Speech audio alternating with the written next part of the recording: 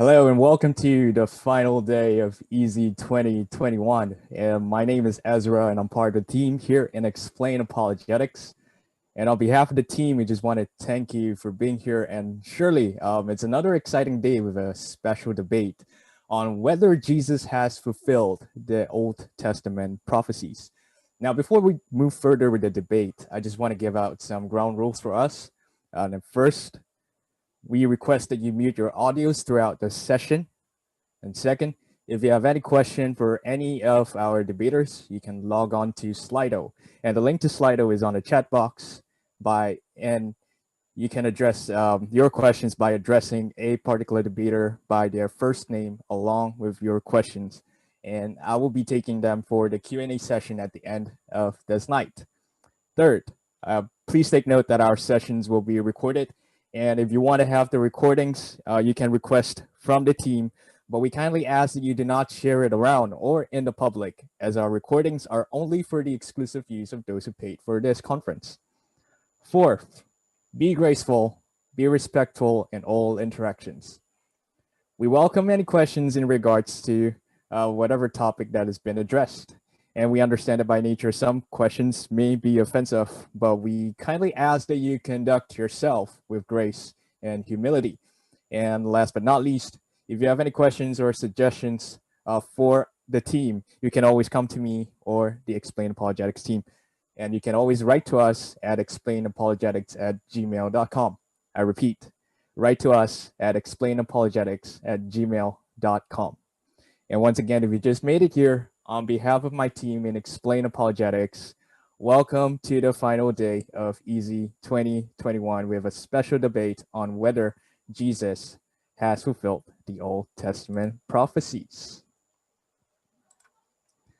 And I would like to introduce the debaters. And first, we have Dr. Jonathan McLatchie, who is a Christian scholar, international speaker, and debater. He holds a bachelor's degree in forensic biology, a master's degree in evolutionary biology, a second master's degree in medical and molecular bioscience, and a PhD in evolutionary biology. And currently, Jonathan is an assistant professor of biology at Sattler College in Boston in Massachusetts. He's also working on his Master of Arts in Biblical Studies at Southern Evangelical Seminary. And Jonathan has been interviewed on podcasts and radio shows, including Unbelievable with Justin Briley on Premier Christian Radio, Line of Fire Radio by Bishop Robert Barron, The 1 Minute Apologist Show, and many others. And Jonathan has spoken internationally in Europe, North America, and South Africa, promoting an intelligent, reflective, and evidence-based Christian faith. And against Dr. Jonathan would be TJump, who runs a YouTube channel where he debates professors, philosophers, and theologians about the reasons to believe in God. He wrote an epistemology and model morality, which he uses as a basis for his arguments in his debates with many of the most prominent academics in apologetics, ranging from cosmology, history, biology, psychology, philosophy, and many other fields. So Dr. Jonathan McLatchie will be facing against TJump, and this debate will be moderated by Brendan Lowe, who is a second-year law student in the University of Cambridge, who is also an apologist, enthusiast, aspiring legal academic, and a proud Malaysian. Now, I may pass this time to the moderator. Over to you, Brendan. Hey everyone, as Ezra introduced, my name is Brendan and I'll be the moderator for today. And I'll just start by explaining the format of the meeting, of the debate. So here it goes. The format of the meeting has 5 sections, namely opening, a rebuttal, cross-examination, conclusion, and a Q&A. I will be providing an explanation for each section when we reach the relevant section. For now, I will start by explaining how the timing works. Each side will have 20 minutes for the opening, 15 minutes rebuttal, cross-examination 15 minutes as well, 8 minutes for the conclusion, and we'll end with the Q&A for the remaining time up until 10:55 p.m. Malaysian time. each debater in the team would be using all the time as they wish, but of course may end earlier if they like to. As for the timing, I will provide some indicators whenever the time is up, namely at 1 minute and when we have run out of time. I'll be using two devices to indicate this time, namely a bell and a visual aid that looks like this. 1 minute and time's up. So I'll ring the bell once, like this, when there's a minute left, and twice when we're out of time. When I ring the bell the second time, it will be highly appreciated if both debaters would stop speaking at the time. And so wisely, it would be good to start wrapping up your arguments once you hear the first bell. I'm going to have to be rather strict on time in the interest of the debate flowing smoothly. But I hope that the points not managed to be raised in the particular section would be able to be raised in a later section. Also, I would apologize in advance if either the sound of the bell is not picked up or you're unable to see the sign. I will do my best to make sure they are both heard.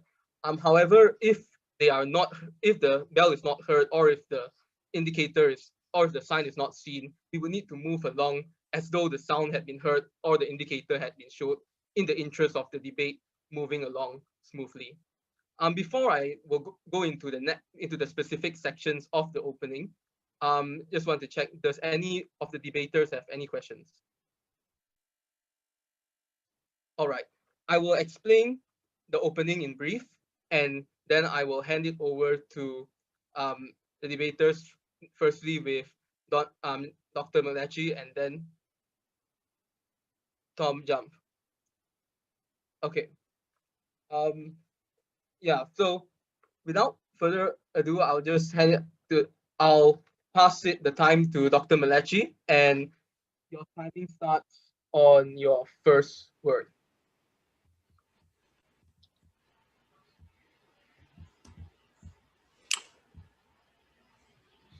Okay, well, hopefully you can see this. So thank you, everyone, for attending tonight's debate, and especially would like to thank TJump for agreeing to participate in this evening's discussion, or this morning's discussion, depending on where you are in the world. So the question that was before us today is, did Jesus fulfill prophecy? And I want to begin by talking about how we should think about evidence. And here we see a courtroom, and I want you to imagine that the forensic scientist comes forward in the courtroom and presents the murder weapon that was involved in committing the murder that the person is charged with, and he points out that the murder on the handle of the murder weapon are the accused's fingerprints. Now, the presence of the accused's fingerprints on the murder weapon is evidence for the guilt hypothesis over the non-guilt hypothesis by virtue of the fact that it's more probable, given the hypothesis of guilt, than given the falsehood of that hypothesis. And therefore, although it doesn't prove that the defendant is guilty, it nonetheless provides evidence for that, because the presence of the accused's fingerprints on the murder weapon is more probable given guilt than given non-guilt. And so that's how I propose that we think about evidence. How, though, do we measure the strength of a particular piece of evidence? Well, I would argue that the strength of the evidence for a proposition is best measured in terms of the ratio of two probabilities. That is, the probability of the evidence given the hypothesis and the probability of the evidence given the falsehood of the hypothesis. So that ratio may be top heavy, in which case E favors H. It might be bottom heavy, in which case E favors non-H, or neither, in which case E favors neither hypothesis, and we would not call it evidence for or against H. Note that the probability of the evidence given your hypothesis does not need to be high for the data to count as evidence in favor of your hypothesis. Rather, the probability of the evidence only needs to be higher on the truth of the hypothesis than on its falsehood. Let me talk a little bit about cumulative cases and how these work in probability theory. Suppose that the probability of a piece of evidence, we'll call it E1, given the hypothesis is 0.2, but the probability of that same evidence given the falsehood of the hypothesis is 0.04. then the ratio of that probability of that evidence given the hypothesis against the probability of that same evidence given the falsity of the hypothesis has the value of 5 to 1, or just 5. That is a likelihood ratio that measures and quantifies the strength of that particular piece of evidence. 5 such pieces would yield a cumulative ratio of 3,125 to 1. If the initial ratio were 2 to 1, 10 pieces of independent evidence would have a cumulative power of more than 1,000 to 1.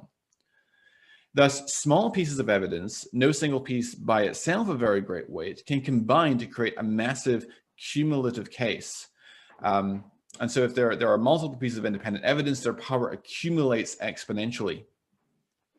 Now, let me give you a little introduction to Bayes' theorem. This is the likelihood form of Bayes, the odds form of Bayes' theorem.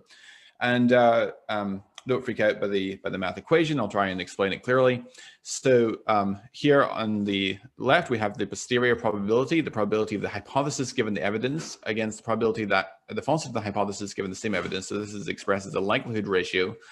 That is equal to what's known as the prior probability, which is the probability of the hypothesis just given the background information, and the multiplied by the probability of the evidence given the hypothesis against the probability of that same evidence given the falsity of the hypothesis. So, so this is the equation that's used in developing cumulative cases. So translated, it basically states again that the posterior probability of your hypothesis H given the available evidence E is equal to the prior probability, which is defined as intrinsic plausibility of the hypothesis being true, expressed as a ratio multiplied by the ratio of the evidence given the hypothesis against the probability of the evidence given the falsity of the hypothesis. Now, an important consideration here is that the probability of the correctness of my interpretation of a prophetic text does not need to be close to 1 in order for a prophecy to have evidential value. So, for instance, if we have a prophecy that so let's say that we have an event which has a 1 in 1,000 probability of happening on the background information. But let's suppose that that we are only 10% confident that our interpretation of that particular prophetic text is true. Then that still yields a likelihood ratio of 100 to 1, or a Bayes factor of 100. So you don't, the probability of the correctness of my interpretation of the text does not need to be close to 1 in order for a prophecy to carry evidential value. Let me then give you 6 examples where I think we have a strong case for the fulfillment of messianic prophecy.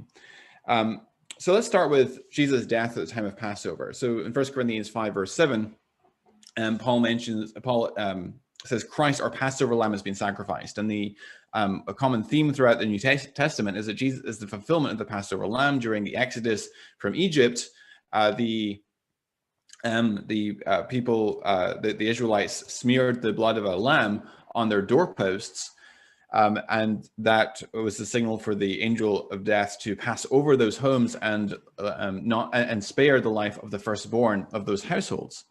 And so the blood of Christ is, figuratively speaking, smeared on the doorposts of our hearts, and therefore God's wrath passes over us, just as he passed over those households that had the lamb blood smeared on the doorpost during Passover. And it's quite striking then that Christ's death happens to correspond to the Feast of Passover. Jesus' death takes place on the 15th of Nisan, on the day of Passover. Given the theological import of that is quite a striking coincidence. What, though, is the evidential value or the evidential significance of this?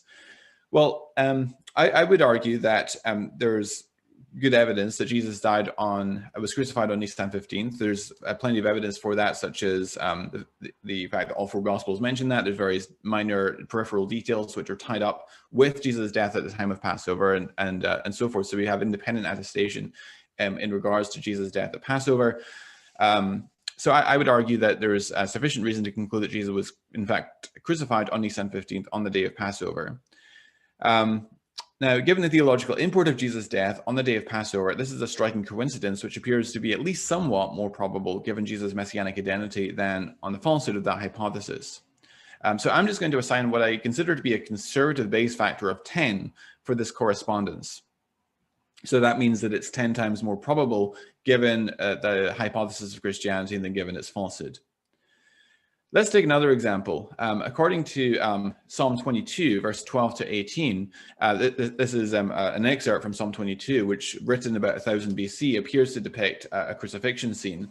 And this is an excerpt from it. Many bulls encompass me, strong bulls of Bashan surround me. They open wide their mouths at me like a ravening and roaring lion.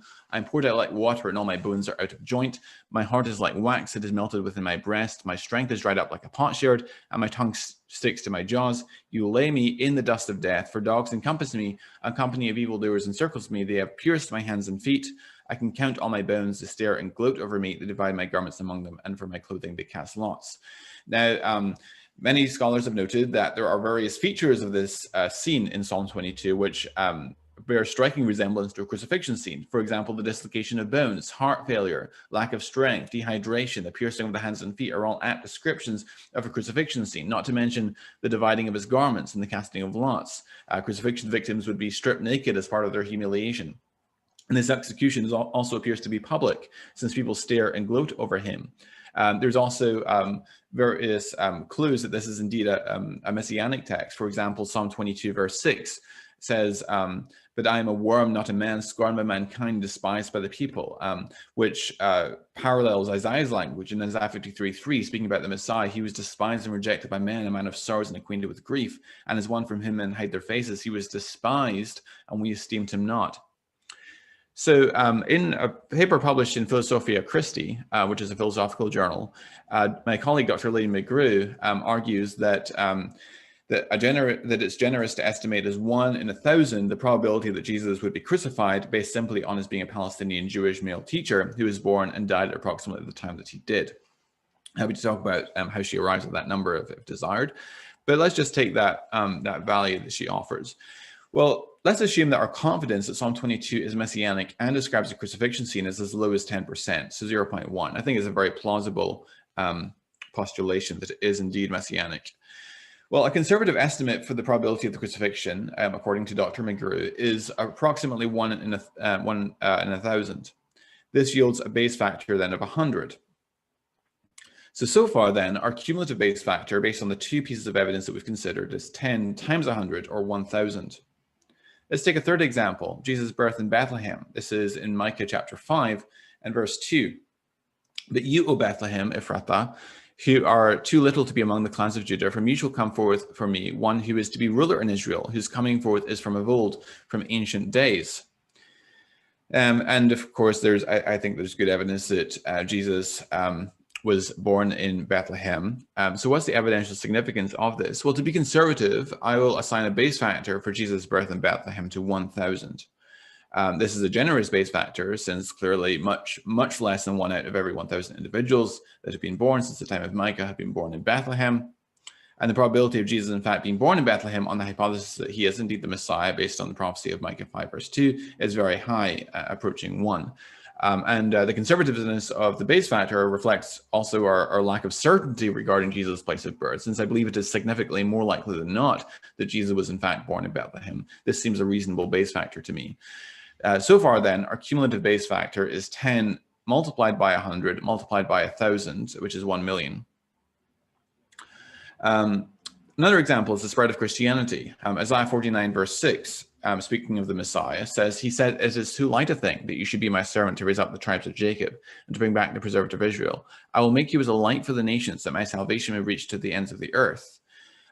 Furthermore, Jesus himself in Matthew 24 verse 14 says, this gospel of the kingdom will be proclaimed throughout the whole world as a testimony to all nations, and then the end will come. So therefore, on the hypothesis that a given individual is the promised Messiah, the probability that they would bring representatives of all nations of the world to worship the God of Israel is approximately equal to 1. Whereas on the hypothesis that Jesus is not the Messiah, the probability is vanishingly small. In all history, only Jesus has accomplished this feat. So I will assign a conservative base factor of 100 for that particular fulfillment. So at this point then, our cumulative base factor is 10 multiplied by 100 multiplied by 1,000 multiplied by 100, which is 100 million. Another example is that Jesus was Jewish. So in Deuteronomy chapter 18, verse 15, we read Moses speaking to the people, "The Lord your God will raise up for you a prophet like me from among you, from your brothers. It is to him you shall listen." And of course, Jesus is Jewish, which fulfills that prophecy. So the Jewish population of the world in the first century has been estimated to be around 4.2 million, although this figure is probably excessive. And estimates for the total world population in the first century range between 150 and 330 million. So I'll take the most conservative figure of 150 million, which yields a probability of being Jewish of 0.028. That yields a base factor of around 35.7. However, for the purpose of my analysis, I will assume a base factor of only 10. Thus, our cumulative base factor thus far is 10 times 100 times 1,000 times 100 times 10, which is 1 billion. Sixth example is the destruction of the Jewish temple. This is from Daniel chapter 9, 24 through 26, which speaking is concerning the Messiah. I'm happy to defend that this is indeed messianic. It says 70 weeks are decreed about your people and your holy city to finish the transgression, to put an end to sin, to atone for iniquity, to bring in everlasting righteousness, to seal both vision and prophet, and to anoint the most holy place. Know therefore and understand that from the going out of the word to restore and build Jerusalem, to the coming of an anointed one, or Mashiach, a prince, there should be 7 weeks. Then for 62 weeks, it should be built again with squares and moats, but in a troubled time. And after the 62 weeks, an anointed one, Mashiach, Messiah, shall be cut off and shall have nothing. And the people of the prince who shall come will destroy the city and the sanctuary. That this text is messianic is supported from the reference to the timetable of 70 weeks, or 77, as it's often translated, being decreed for the purpose of finishing transgression, putting an end to sin, atonement for iniquity, bringing in everlasting righteousness, sealing both vision and prophet, and anointing a most holy place. Those are features usually associated in Scripture with the messianic mission. Following the cutting off, which is an idiom for killing, of the anointed one in verse 26, Daniel indicates that a ruler shall come and destroy the city and sanctuary. The fact that the city and temple were destroyed within only a generation of Jesus' death is thus of evidential value. And of course, this is something that Jesus himself predicted as well. And so in Mark 13, verse 1 and 2, it says, as he came out of the temple, one of his disciples said to him, "Look, teacher, what wonderful stones and what wonderful buildings." And Jesus said to him, "Do you see these great buildings? There will not be left here one stone upon another that will not be thrown down." And in fact, this is fulfilled very literally, because while the temple burned, the gold that covered the east wall was melted into the cracks of the stones in the pavement. In order to get at the precious metal, the Romans tore the temple and the paving apart, stone by stone. So when Jesus said that not a single stone will be left stacked, this is not an exaggeration. So what's the evidential significance, though, of this? So to be conservative, I will assign a base factor for this fulfillment of only 10. This takes our cumulative base factor to 10 times 100 times 1,000 times 100 times 10 times 10, which is 10 billion. So let me then do a final analysis. And Brenda, how long do I have left? You have 4.5 minutes. Okay, thanks. So let me do a final analysis. So our cumulative base factor from the 6 examples considered in this presentation is 10 billion. That means, given the assumptions I made about the relative weight of each piece of evidence, this evidence is 10 billion times more likely if Christianity is true than if it is false. It is necessary when doing a Bayesian analysis to give an estimate of the prior probability. Prior probability relates to the intrinsic plausibility of a proposition before the evidence is considered. Priors can be established on the basis of past information. So for example, suppose we want to know the odds that a particular individual won last week's Mega Millions jackpot in the United States. Well, the prior probability would be set at something like 1 in 300 million, since those are the odds that any individual lottery participant chosen at random would win the Mega Millions jackpot. That is a low prior probability, but it could be overcome if the supposed winner were to subsequently quit his job and start routinely investing in private jets, sports cars, and expensive vacations, and so forth. And perhaps he could even show us his bank statement or the documentary evidence of his winnings. So those different pieces of evidence taken together would stack up to provide powerful confirmatory evidence sufficient to overcome a very small prior probability to yield a high posterior probability that the individual did indeed win the Mega Millions jackpot. So that helps to explain the concept of prior probability. So if we suppose, for argument's sake, that the prior probability of God sovereignly orchestrating the history is as low as 1 in 100 million, this the evidence I've adduced today is still sufficient to overcome that and yield a posterior probability of 0.99 of the hypothesis being true. This is relevant to developing the case for the resurrection as well, because this sort of evidence, considered cumulatively, significantly increases the prior probability of Jesus' resurrection. That is, the probability of Jesus' resurrection just given the background information alone.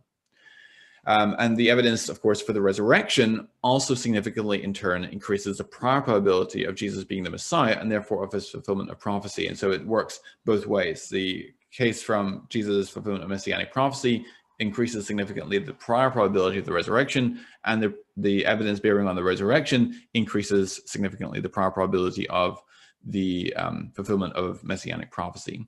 So I will close with that and pass over to TJump. Thank you for your attention. All right, thanks, Dr. McLatchie. Tom, it's the same thing, 20 minutes. I'll start the timer on your first word. Thanks, guys. Thanks, McLatchie, for coming up to debate. Thanks for hosting this. I appreciate the opportunity to talk with you guys again. So to start my introduction, prophecy would be great evidence. Prophecy is just like science. It's a novel testable prediction where you're saying that you can tell us something about the future before we know it. A model that is able to accurately tell us these things is good evidence that the model corresponds to reality, but there are a few requirements. For something to qualify as a prophecy, it needs to be asserted as a prophecy. If someone doesn't actually claim this is an event that will happen in the future, then it's just a bunch of vague sounding prose that may happen to correspond to the future. This is not a prediction. This is foreshadowing. You can find this in every single book ever written. You just look in the past for any kind of vague analogy that seems to look like your preferred protagonist, and you can find connections with literally anything. It's very easy. This is not a prediction or a prophecy. It's just foreshadowing.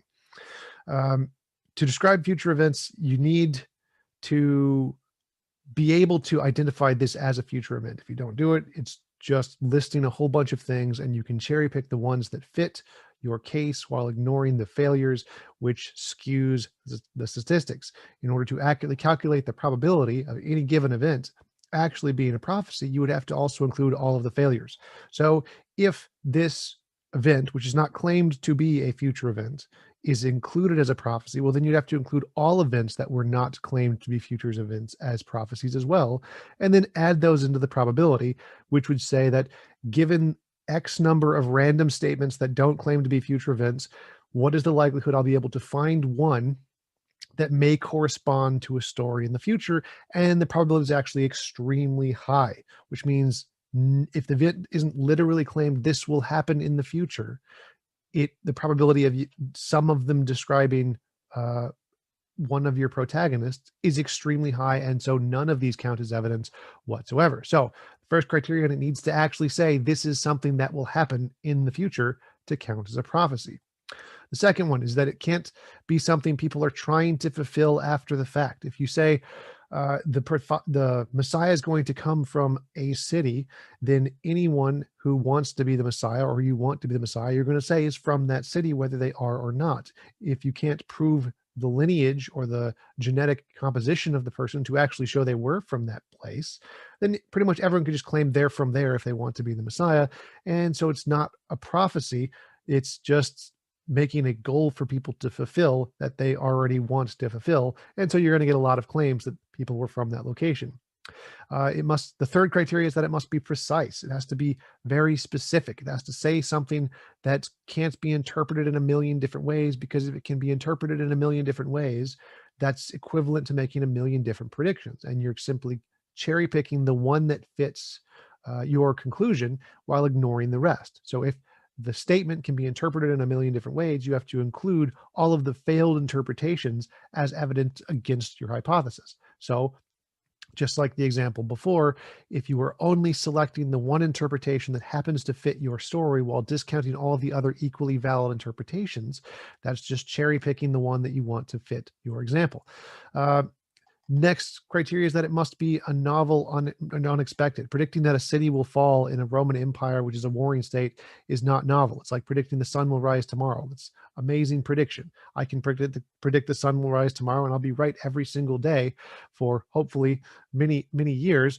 But that doesn't mean that I'm the son of a god. It just means that I can predict things that everyone already knows because it's already known. In order for a prediction to count as a prediction, has to predict something new, something novel that we don't know yet. A few comments on Bayesian epistemology. Bayesian epistemology is like any form of argumentation. It's not evidence of anything. It's just a formulation of your already held beliefs. If you have these beliefs, then you should come to this conclusion. So BE does not help you realize, all it does is help you realize the consequences of your already existing beliefs. But most people don't need BE or any formal argumentation to do this. Most people can just already realize the consequences of their beliefs just by thinking about it. So BE really doesn't accomplish much of anything other than just telling you what you already believe in a more formal way. What we care about is the reasons to hold these beliefs. Is it the case that this argument is true? I don't care about the number you place on it. It doesn't make a difference one way or the other. If it's not true, well, then it counts for nothing. It's a zero. And when you are assessing the truth of whether or not Jesus fulfilled prophecies, you have to look at the failures. If you don't include the failed prophecies, then you're not accurately assessing the data. You're cherry picking. For example, Jesus prophesied that all over the world will worship him in Isaiah 2:11. That's not the case. It didn't happen. He prophesied in Isaiah 11:12 that the Israelites will be returned to Israel. Didn't happen. He prophesied the Jews will experience eternal joy. Didn't happen. Isaiah 51. He prophesied that the weapons of war will be no more. Ezekiel 39. Didn't happen. He prophesied that all those who died will rise again. Isaiah 26. Didn't happen. Hasn't happened yet. Failed prophecy. Ezekiel 42 clearly defines the third temple as being built by an actual temple, not a body. Didn't happen.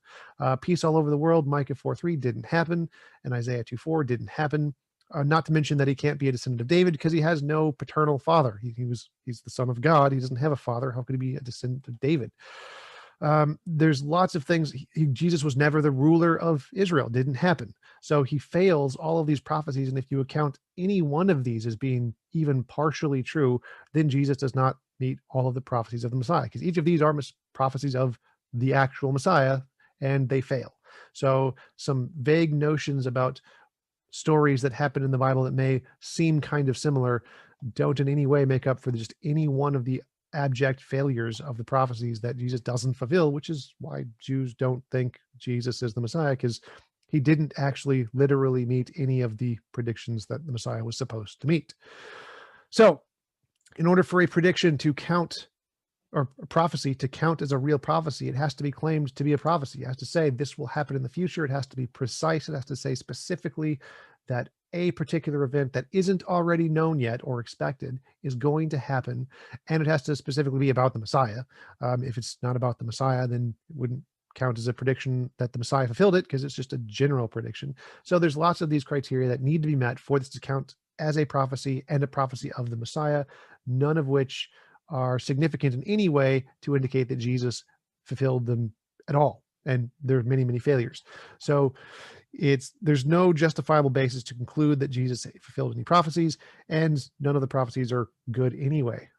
Just to give an example, a very good prophecy or prediction could come from the example of Hinduism, which predicted the age of the earth was 4.3 billion years, which is like within 0.1% of the actual number. That's a very good prophecy or prediction, and they got it right.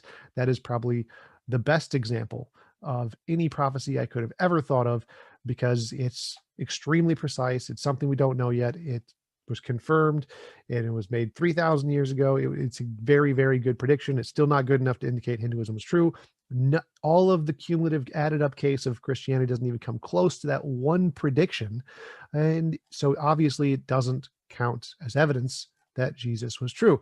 And to show this is the case, we can take any story or account of historical people and find vague references that seem to indicate that the similarities or future events, for example, the assassins foretold by Moby Dick, a fictional story about a big whale, predicted the Prime Minister of India, Gandhi, his deaths, the President Rene Mouaw's death, the Soviet exile of Leon Trotsky, the Reverend Martin Luther King's death, the Chancellor Albert Doufus's death, the assassination of Sirhan, John F. Kennedy, Abraham Lincoln, and a bunch of other people, just by looking through patterns in the text. If you look through a large section of text with lots of different things in it, and then just cherry pick the ones that seem to fit your conclusion or the one that you want, you can find dozens and dozens of examples of extremely precise predictions. Like these all give dates and years that you can find in just a single paragraph if you look for the patterns. And none of it's evidence because you're ignoring all of the misses. If you use a particular pattern and look for like a direction in a paragraph that this fits my analogy, and you just don't include all of the other interpretations that you could do using the same metric, you're cherry picking. Exact same thing. Pannon, I forgot his first name, decided to look for number patterns in the Bible, and he found a bunch of different consecutive patterns of 7. If you just think, oh, what is the probability that we would see this under the case that it was written by God, we find all these nice patterns of 7. Well, it's really easy to explain that. What's the pattern that would happen by random jumble mess? Well, very low. So by Jonathan McLatchie's standard, all of these examples would be evidence that Moby Dick can predict the future and that there's a bunch of patterns of 7s in the Bible, which is false. It's just basic mathematics that none of these actually account for any evidence whatsoever because you're discounting all of the misses, which far outweigh any of the positives. And you would expect that in the noise, you would get some hits just by a bunch of random combinations of numerical assessment. So none of this accounts as in any way evidence until you have a passage or find some kind of Old Testament document that says Jesus, who was born in this year and died in this year, who was crucified by Pontius Pilate, and et cetera, et cetera. And you find a document that says that from 4,000 years ago, Jesus didn't fulfill any prophecies. You're just vaguely interpreting what he said in the most general way possible that could be applied to any book to make it seem like it's a future telling of anything. So I will conclude there. And thanks again for hosting the debate. I appreciate the opportunity to talk to you guys. Thanks, Tom. I will now pass the stage back to Dr. McLatchie for the rebuttal, and you will have 15 minutes. The rules on timing indicators remain the same. I'll start the timer on your first word. Well, thank you, Tom, for that spirited response. So you said, let me just address a few of the things you said. So you said that for a text to qualify as a prophetic fulfillment, it needs to, the original text from the Old Testament needs to be asserted to be a prophecy, and it needs to be able to identify as a future event. I actually disagree with this. I think that I think that the strongest examples are those which are asserted to be prophecies, because then you can argue that the probability of the fulfillment, given the truth of given the hypothesis of Christianity, is very close to 1. But I think that you can also look at retrospective prophecies or fulfillments that are only recognized in retrospect, and I think that they can still carry evidential value. So, for instance, I mentioned Jesus' fulfillment of the Passover feast. I'm taking a broader construal of prophecy than I think TJump is. Jesus' fulfillment of the Passover feast is something which, given the theological import of that, seems to be more probable given the truth of Christianity, because that's something that God might be expected to bring about. At least it's not particularly surprising that God would bring that about, but it is at least somewhat surprising given the falsehood of Christianity. And so I assign what I think is a conservative base factor of 10 to that particular fulfillment. So it carries evidential value. Of course, it's nowhere near sufficient on its own to warrant belief in Christianity, but I think it still nonetheless carries evidential value. He says, if it's not claimed to be a future event, then you have to include all other cases where the text is not claimed to be corresponding to a future event. I disagree. All you need to show in order for it to carry evidential value is that there's a top-heavy likelihood ratio, that it's more, that the fulfillment is more probable given the hypothesis of Christianity than given the falsehood of that hypothesis. So you don't need to include all the other texts where the text is not claimed to be corresponding to a future event. He says that it cannot be something that people are trying to fulfill. For example, that Jesus would be born in Bethlehem, because, of course, Jesus, as he claimed to be the Messiah, is going to claim that he was from Bethlehem. I actually think that we have good evidence that Jesus was in fact born in Bethlehem, and of course, it's very difficult to control where your birthplace is. But when we look at the Gospels, for instance, we see that they show themselves through overwhelming, an avalanche of evidence. Those of you who were at my talk on Sunday last week will know what I'm talking about. Some of the avalanche of evidence that confirms the substantial trustworthiness and grounding in eyewitness testimony of the Gospel accounts. And since those Gospel authors show themselves to be written by individuals who are close up to the facts, well-informed and habitually reliable, that provides at least a prima facie basis for trusting those documents, even on matters that we cannot directly cross-check. And so I argue that at least the birth in Bethlehem is at least more probable than not. Furthermore, when we look at the nativity narratives in Matthew and Luke, we see that they're independent of each other. There's lots of evidence that Matthew and Luke's birth narratives are independent accounts. One is not copying the other. Furthermore, Matthew seems to be, Matthew gives kind of a one-sided perspective from Joseph's perspective, whereas Luke gives one-sided reportage from the perspective of Mary, Jesus' mother. And that suggests that Matthew is deriving his material from the eyewitness testimony of Joseph and Luke from the eyewitness testimony of Mary. Furthermore, there's an extra biblical corroboration pertaining to Joseph and Jesus and Mary's return from Egypt, where they are going back to Judea, and Joseph learns that Herod Archelaus is reigning in place of his father Herod, and so he's afraid to go there, and so he goes via Galilee instead.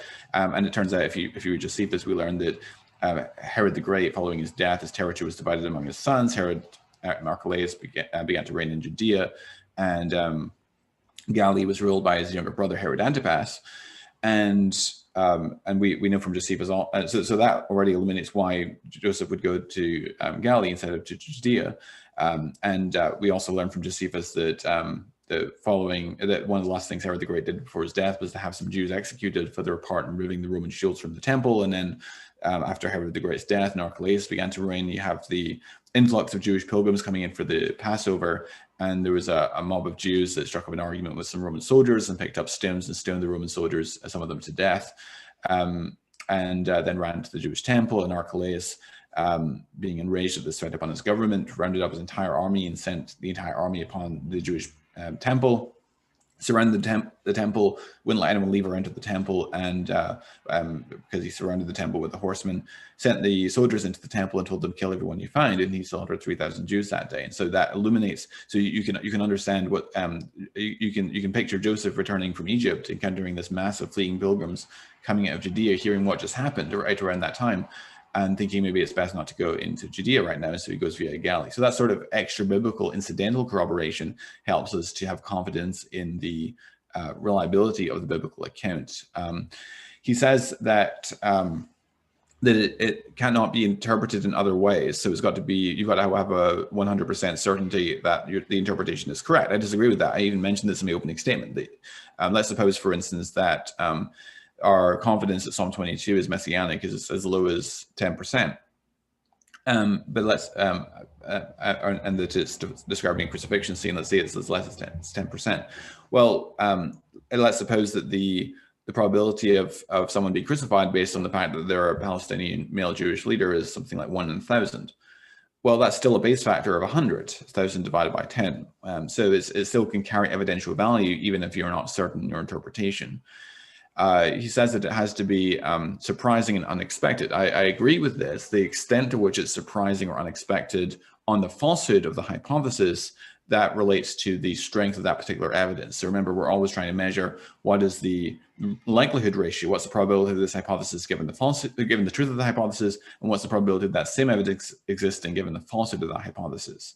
And to the extent that that ratio is top heavy, that it's the extent to which is less surprising given that the hypothesis is true than if it were false, that will correlate with how strong that particular piece of evidence is.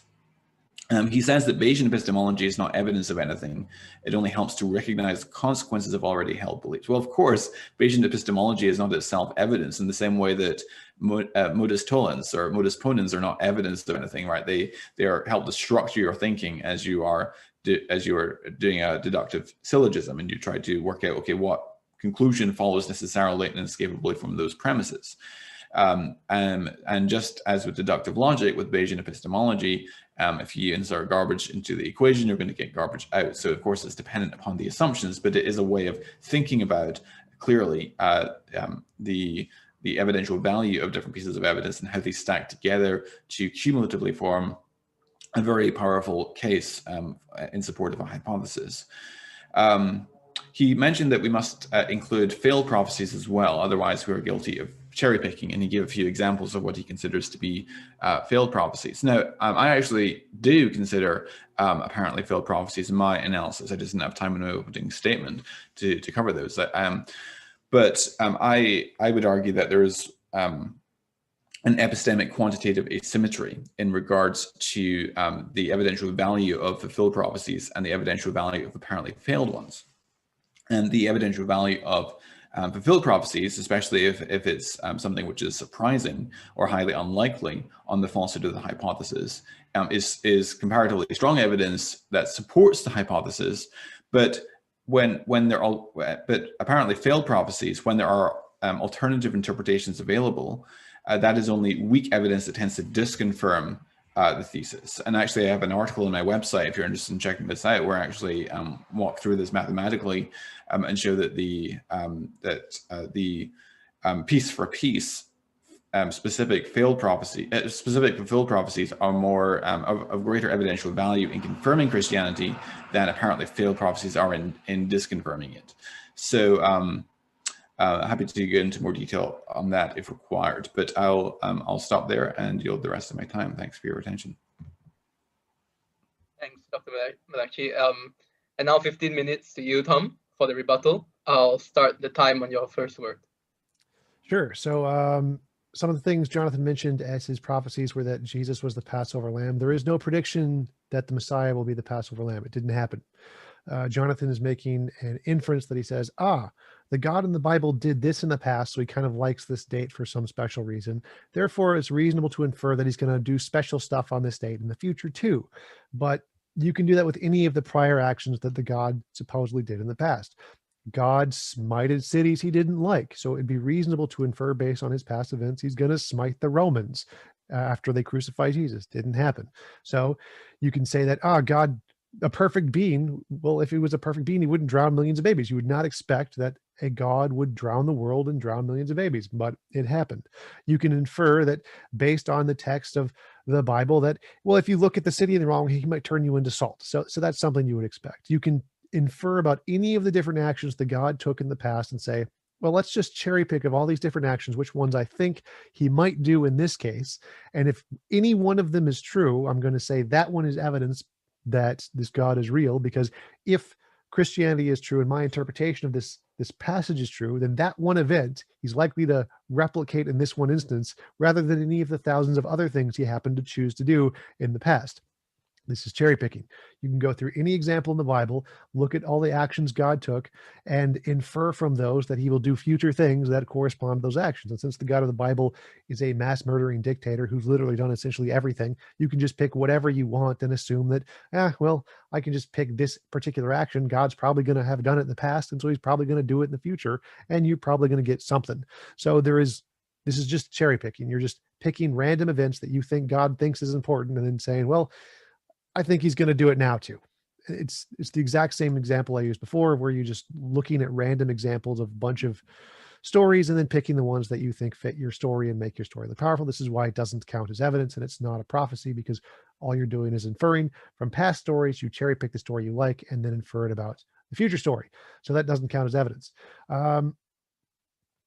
Psalms 22, you got to pull it up because it's rather long. Many bulls encompassed me. Didn't happen for Jesus. There were no bulls. Their mouths open wide. There were no bulls. I am poured out like water. You were bleeding. Wow. Surprise. Any form of death has that. All my bones are out of joint. Wow. Dislocation. Extremely common in every form of torture ever throughout human history. Not surprising. My heart is like wax. Oh, you're sad that you're dying. That's totally surprising. Clearly a prophecy here. It's melted in my breast. Oof, that's a tough one. I bet no one else was ever sad when they were dying. My strength is dried up like a potsherd. Well, you're weak when you're dying and tortured and a prisoner? Surprise. This has never happened before. My tongue sticks to my jaw. What? Prisoners aren't usually fed? Oh, wow. It's surprising. You lay me in the dust of death. Well, where else are they going to bury you? Like maybe like the Vikings, they're going to burn you instead. Pretty much most people take your bodies and you throw it in the dust. That's any form of death. Dogs encompass me. Well, there weren't any dogs. Evildoers, well, sure, everyone would call whoever's killing them an evildoer and probably be right. They have pierced my hands and feet. Oh, that's a good one. You see, that one's kind of analogous to crucifixion, but it can also be interpreted to be apocryphal, just like the dogs and the bulls. So why are we taking this sentence literally and not the other sentences? So if you want to say that this sentence, I have pierced my hands and feet, is a literal interpretation that we should take literally, what's the difference between that statement and the dogs and the bulls? Because we could just take those literally and say those were false. So clearly not the case. I can count all my bones. Well, I doubt Jesus could count all his bones. And they divide my garments. Didn't happen. I don't remember Jesus' garments being divided and cast lots for them. That I don't think that happened. So all of those are false. Like, this isn't a prudent prophecy. It doesn't claim anything that happened about the future. It doesn't say anything about the Messiah. It's just a random event that happened in past stories that you can find essentially a single line that is analogous to Jesus, and the rest of them just apply to any possible death by anyone ever, pretty much. And then trying to tie this in as to say it's a prophecy when it's not. So none of it, this is a zero. This counts as zero evidence whatsoever, because you're, again, taking the hits, ignoring the misses. It's cherry picking. There's nothing here that's evidence of anything. It, again, not a prophecy. Doesn't claim it's going to happen in the future. Doesn't say anything about the Messiah. Most of these things didn't happen to Jesus if you take them literally. Picking the one that does literally fit, just cherry picking. None of this counts as evidence. Let's see, what else did he pick? So he claimed that Christianity was spread across the world. So most religions claim that. Most religions claim this is the true religion and we're going to spread across the world. This is not surprising. It's not unique. It's every religion predicts this. Every religion predicts some kind of worldwide adherence or worldwide event. Like in Norse mythology, they have a final battle that everyone will be a part of where Thor and Fenrir destroy each other. And so everyone's going to understand or believe at this point, because you're going to be in the battle whether you like it or not. Everyone makes these kinds of claims. It's not surprising that a religion would be spread across the world. This is not a prediction. It's just what every religious person claims about their own preferred religion. Nothing special about this. Jesus was a Jew. You got me on that one. I'll grant it. Jesus was a Jew. Congratulations. Proof that God? No. Evidence? Not really. No. It's kind of funny. Destruction of the temple. Now that one was actually pretty good. The destruction of the temple prophecy is a decent prophecy. It's saying that there will be a future event that we won't know yet in X amount of years. That's good. That's good. Problem is that it's predicting an extremely common event. Rome is a warring state. Cities get destroyed. There are wars that last 50 to 100 years all the time throughout Roman history. This isn't really special. It's just saying the sun will rise tomorrow. Congratulations. Giving like a 100-year time period in which a city will be destroyed. Cities really didn't last that long for most of Roman history. They got destroyed all the time and died from all kinds of reasons. It's not really that special. It's just saying, hey, war happens. Yes, war happens. This is not impressive. Not an impressive prophecy. Jonathan mentioned that the Matthew and Luke nativity accounts are both evidence. Well, they contradict. The stories literally contradict.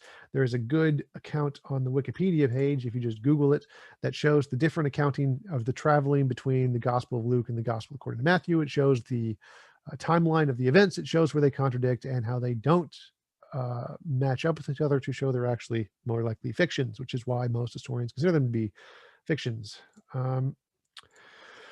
Next, a surprising thing he mentioned was that successful prophecies are more important than failed prophecies. Well, if this is a perfect all-powerful being and you expect a perfect all-powerful being to know everything, then you would expect every prophecy made to be correct.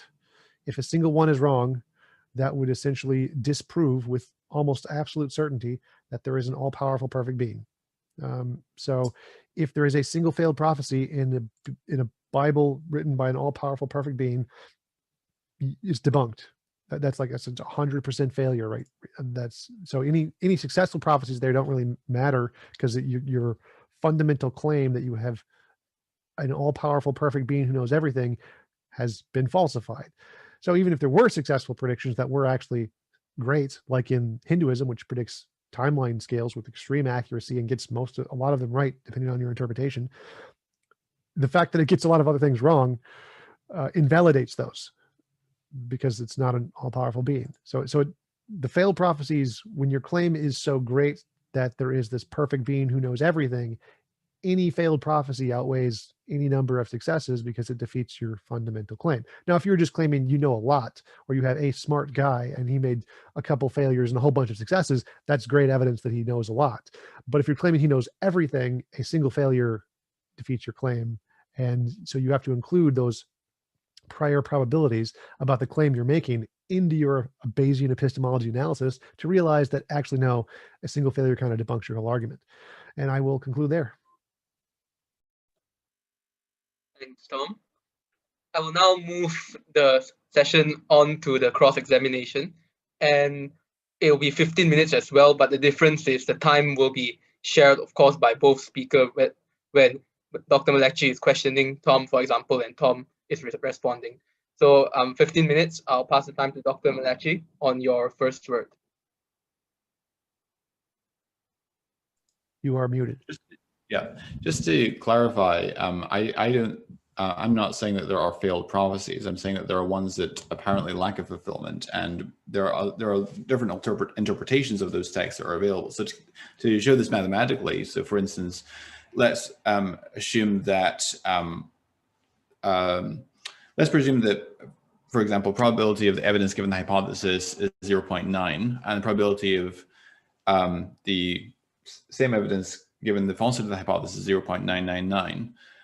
So thus our base factor is 0.9, which is equivalent to a base factor of 1.1 against inspiration. So even and making the problem harder, let's assume that the probability of the evidence given the hypothesis is 0.1, and the probability of the evidence given the falsity of the hypothesis is 0.999.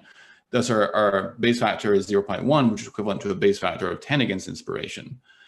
Whereas when we're dealing with something that's highly improbable, say that it's a 1 in 1,000 event, but we're only 10% confident in our interpretation, then the base factor is 100 to 1. And so do you not see there's an epistemic quantitative asymmetry at that point? No, again, based off of the claim that you're making that there is an all-powerful, all-knowing being, it would change the priors. You would expect that every single one would be perfectly correct. And so any expectation of any failure would have such a low probability that if it occurred, the probability of an all-knowing being is essentially gone. It's zero now because one thing didn't occur that was expected to occur. So you're messing with your priors here to get wrong numbers here. You're garbage in, garbage out on your Bayesian epistemology. So let's suppose that we have, so let's just take an example. So in the case of messianic prophecy, you mentioned Isaiah 2 and other passages, Isaiah 11, that talk about world peace being established by the Messiah. That is legitimately interpreted as a future event that hasn't been fulfilled yet. Or to take a non-messianic example, it's often pointed out that in Isaiah 19, for example, it talks about the Nile drying up. And that didn't happen historically, and so therefore it's an argument from failed prophecy. And I have an article addressing this in detail, but an alternative interpretation that's offered by Alec Mottier, for example, in his commentary on Isaiah, is that it's talking about Egypt's coming economic decline, and Egypt's economy will take such a hit that it will be as though the Nile dried up. And it's, I think, legitimate to interpret the symbolism, interpret that as symbolic, because Isaiah uses symbolic imagery elsewhere, such as people beating their plows into plowshares and swords into plowshares in Isaiah 2, for example. So an apparently failed prophecy where alternative interpretations are at least plausible, it doesn't seem to me to be strong disconfirming evidence. Would you not agree? I would definitely disagree. The fact that alternative interpretations are possible, each of those different interpretations would have to be included in the probability as failures. So for example, the one about the Nile drying up or whatever, since it doesn't give a time scale in X amount of time, you essentially have infinite time in the future. Eventually it's going to be true. Like if we imagine the sun expanding in 4 billion years to a red giant, the Nile is going to dry up. It's going to happen. So yep, you got that one right. In 4 billion years, at some point, the Nile is definitely going to literally dry up. Does that mean it's a confirmed prophecy? No. It just means that it's a vague prophecy. It means you could interpret it for every single year that humans exist, because it doesn't have a limiting factor, which means every single year it doesn't occur is a failed prophecy, or has to be interpreted as a failed prophecy, because you could interpret the statement as meaning it's going to dry up this year. Oh, nope, it's going to dry up this year. Oh, nope, it's going to dry up this year.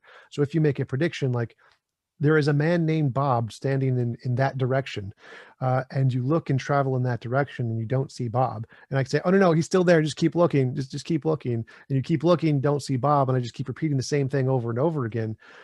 It's unfalsifiable. You can just keep saying that until you find a Bob. So this claim, that's why prophecies need to be precise. If they don't give a precise interpretation, and I didn't say, you mentioned that we have to be absolutely certain. We don't have to be absolutely certain. It just has to be precise enough that we can infer a reasonable level of certainty about it. We don't have to be certain with 100%.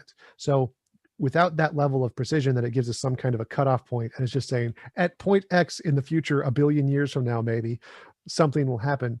This isn't a prophecy because it's unfalsifiable. It's every single year would have to be counted as a failure because it could be interpreted to mean literally anything in the future. So no, I wouldn't count that as evidence. The fact that you can interpret it to be, no, it just hasn't happened yet. It's going to happen in the future. It hasn't happened yet, especially in the case of like Jesus becoming king of Israel, which he never was. He died not king of Israel. So to clarify, I agree with you that apparently failed prophecies is evidence that tends to disconfirm inspiration. I just don't think it's comparably strong though to the evidence that tends to confirm inspiration from fulfilled prophecy. So what do you mean? So like if there was an all-powerful, all-knowing being who wrote an inspired book that was essentially infallible, you would expect every single claim that he made to be exact and correct, right? Correct, but there's also alternative interpretations of scripture, right? So there's alternative ways of interpreting the text. Right? Sure. So just using like the example of the Jesus example, Jesus being king of Israel, which never happened. Like he lived, he died, he wasn't king of Israel. That would be the main one most Jews use as an example to say Jesus was not the Messiah, he wasn't king of Israel. That one, if it's valid though for a Christian to interpret that as yet to be fulfilled, because we believe in Messiah. Okay, so you could definitely do that. So in science under determination, you can always say that there's other interpretations, but if we apply that logic to literally any other holy book, I think you'll see the issue. If you claim that the Hindu Messiah or the North mythology Messiah, some guy who lived like Ragnar Lothbrok will be the king of India, essentially. Let's say that's a prediction in the text. Well, he died. We know he died, but you can say, the gods may bring him back and then he may be king of Israel. I mean, clearly this isn't a good prediction.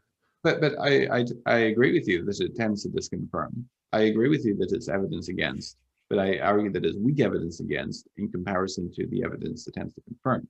So you're imputing to me the view that all the evidence supports my view, and I didn't say that. I'm saying that the evidence that supports is considerably stronger than the evidence that tends to disconfirm. I'm not sure I'm following. So if you predict someone will be like given our current knowledge, if we predict someone's going to be king and they die, we can use a reasonable level of induction that they're dead, they're not coming back, they didn't get to be king, this was false. Now, of course, you can ad hoc say there's something that could bring him back to life that we have no evidence of, and say, it will be fulfilled in the future, we just haven't discovered it yet. Yes, you can do that, but the evidence that we currently have of people die and they stay dead, and the evidence of the 2,000 years Jesus has stayed dead and has not been king of Israel, is a good inductive basis to conclude this prophecy is objectively false. Now, of course, go ahead. I mean, the evidence for the resurrection of Jesus is overwhelming, but that of course raises the probability. My apologies. Like the second coming, I think would be the term I should have said. I mean, you said that he stayed dead, and I would contest that, of course, but that's a matter for another debate. But so I would agree that it's weak evidence against, but it's not strong evidence. Could you explain why? Are you familiar with the concept of epistemic quantitative asymmetry? Yes, the idea that some kinds of evidence are more important than other kinds of evidence. Yeah, so very quickly to give an analogy, if I see a spider crawling across my desk right now, that is very strong confirming evidence that there's a spider somewhere in my apartment. But if I don't see a spider in front of me, that's some evidence against there being a spider in the apartment, but it's very, very weak evidence, right? Sure. Okay, so that's the idea of epistemic quantitative asymmetry. And the same thing I think applies to prophecy, that specific fulfilled prophecies are comparatively strong evidence that tends to confirm, whereas apparently failed prophecies are some evidence against, but they're much weaker than the confirmatory cases. Right, but it depends on the claim. Like if I said there is absolutely 100% no spider in the room, and you see a spider, your claim has been debunked. So if the size of your scope of the claim you're making is sufficient that any kind of small instance could debunk it, and the scope of your claim in this case is that God is all powerful, all knowing, perfect, and gets everything right, a single factual error would be extremely strong evidence against that. So I'm not saying that there were factual errors in the prediction. I'm saying that from there's an alternative interpretation where it wouldn't be an error. But so right. that So our assessment of the evidential value. right. So, but since you can take any statement and ambiguate it to make it seem like it could be interpreted in a different way, that is more evidence of our psychological proclivity to make things fit, rather than the actual way to interpret this is that God got it right. We just don't understand it yet. It's more reasonable to say, no, we understood this correctly when we read it this way, and God was wrong. So the fact that there are two separate arguments here. One is that, yes, could there be another interpretation, but is that interpretation reasonable given our current understanding? No. Therefore, such an interpretation would be unjustified to take simply because it hasn't occurred yet. So to take that interpretation, while it is possible, would also lower your priors just to adopt that interpretation. So I agree that one can say that a particular scripture seems, or a particular prophetic text seems to have failed from the knowledge that we have available to us, and that would constitute some weak evidence that tends to disconfirm. But specific fulfilled cases of prophecy, I think, are much stronger. And actually, I refer you to my article on this. I think it would be instructive for you to read it, because it's mathematically demonstrably wrong what you're saying. Obviously not. No. So like, if you claim there is an all-powerful being and he's going to guess the lottery numbers and gives you a list of lottery numbers, and the next lottery it fails, you can say, oh no, he just meant the next one. No, he just meant the next one. No, he just meant the next one, and say, oh, he's going to be right in the future. But if given that context, you can interpret it with a reasonable amount of certainty that he meant literally the next lottery thing. The numbers he gave you were to win the next lottery, and it didn't happen. Therefore, you can say, no, this guy doesn't know what he's talking about. He's wrong. You could always say, no, he does know what he's talking about. He just meant a future one, not the next one, the one after the next one, or the one after the next one.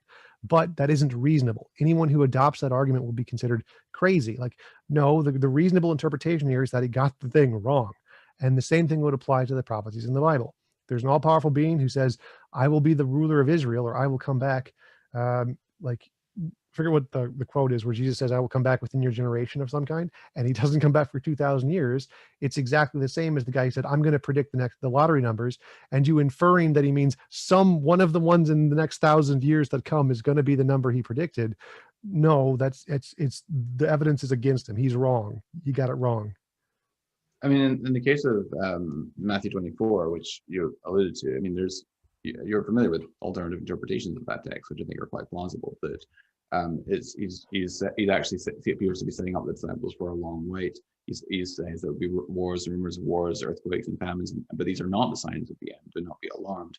And he describes the signs that will be the time of the end, and says this generation will not pass away until these things are fulfilled, which can plausibly be interpreted to mean that the generation that observes those signs. So again, this illustrates what I'm saying, that does constitute some evidence that tends to disconfirm, but it's only weak evidence because of the availability of alternative interpretations, especially if we have lots of cases of specific fulfillments, which constitute much stronger evidence piece for piece, at least comparatively speaking.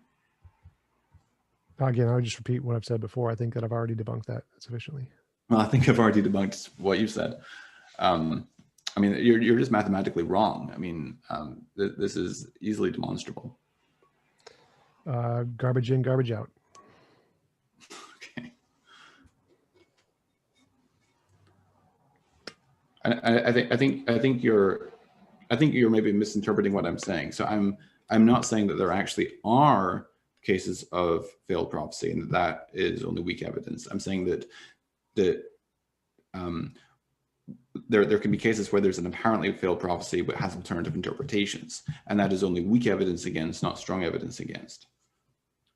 Well, so I'm saying any failed test, like if a scientific experiment made a prediction that, like the Michelson-Morley experiment, that if we measure the speed of light and going in different directions, we should be able to see differences in speed because of the ether or whatever. And we didn't detect that. We could say, I don't know, we have an alternative interpretation. That's not right. The ether is still there. We just there's just some funny thing going on. Aliens are messing with our device, and therefore we're not wrong, and that doesn't disprove the ether.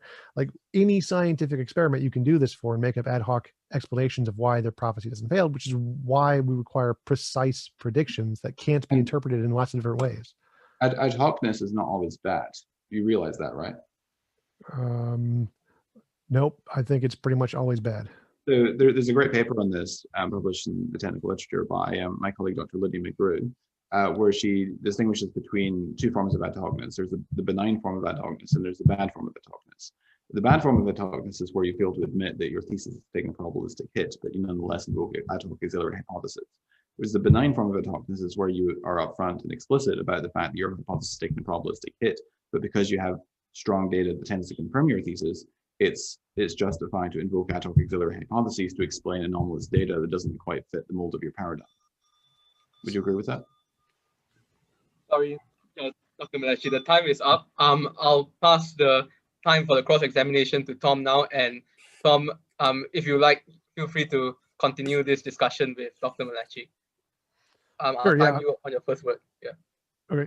So yeah, I'm just to answer your last question, like, yes, but that does mean that all versions of ad hocness are bad. They, as you mentioned, they add a level of disconfirming evidence to some degree. Like the amount, I assume Tim and Lydia McGrew's definition here, I mean, like one would be a significantly more amount of disconfirming evidence than the other, and they're calling the one bad and one not as bad, but they're both bad. What I'm saying is that we have a well-supported theory, and virtually all scientific theories have anomalous data at some level. And if it's a well-supported theory, it's okay, I would argue, to explain away anomalous data or to invoke auxiliary hypotheses to account for it within the paradigm, because there's tremendous evidence that supports the paradigm as being true. So even if you don't know how the anomalous data fits with the paradigm, you nonetheless have independent reason to think that it does. Does that make sense? Sure, but is God an all-knowing, all-powerful being who knows everything and is perfect? Yes. And so he can't write a perfect book that is unambiguous, that makes clear sense and isn't vague, like ridiculously vague, that can be interpreted in millions of different ways, that doesn't even reach even close to the level of a science textbook? Well, most of the prophecies that we have are short-range predictions rather than long-range predictions, and they were made by prophets for the purpose of demonstrating that their message was actually from God. And in fact, Deuteronomy 18 says that if a prophet speaks a word that does not come to pass, then that prophet is not from God, and they need not be afraid of him. They spoken presumptuously, and of course the ancient Jews had access to those prophets and could ask them questions and hear them preach, presumably multiple times, hear it said in multiple ways, and so they had a position of access to those prophets that we do not have. We're reading the ancient literature, as it were. Most prophecies are short range rather than long range predictions, and those are primarily for the people at the time to confirm to them the divine authority of Scripture or the divine authority of the prophetic words. Right. So if most are short-term prophecies, you could infer like Jesus's prediction that he will come back to the next generation is reasonably also a short-term prophecy, and that has a higher level of probability or a better likelihood that you should interpret the statement in that way than the alternative that it's some future prediction for at least thousands of years in the future. And if that could be taken as evidence that tends to disconfirm Christianity, but it's only weak evidence because there's alternative interpretations which are at least plausible. So although it provides some disconfirming evidence, it's not a disproof or a falsification. What theory doesn't have alternative interpretations? Most theories and most hermeneutical approaches to Scripture are going to have alternative interpretations. And no, I mean like any scientific, mathematic, what any theory that doesn't have alternative interpretations. Can you know any of them? Correct, they all do. You're completely correct. But that doesn't. But the interpretation of text is probabilistic, right? We have a certain probability associated with our interpretation of the text. Would you not agree? Sure. I mean, all theories have a probabilistic assessment there. So when you bring up an apparent failed prophecy, that is some evidence that tends to disconfirm, but it on its own, it's not sufficient to disprove. Would you agree?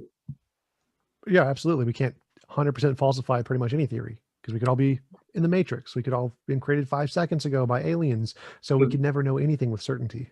So the question is, is a specific fulfilled prophecy of greater evidential value than an apparently failed prophecy, or vice versa? Which would you say? Well, it depends on the claim. Like if I claim that I am a random human being and I'm just a really smart human being, and I make 10 predictions and 6 of them are correct, that's a perfectly reasonable claim. The disconfirming evidence would not be sufficient to debunk my claim that I am a very smart human being.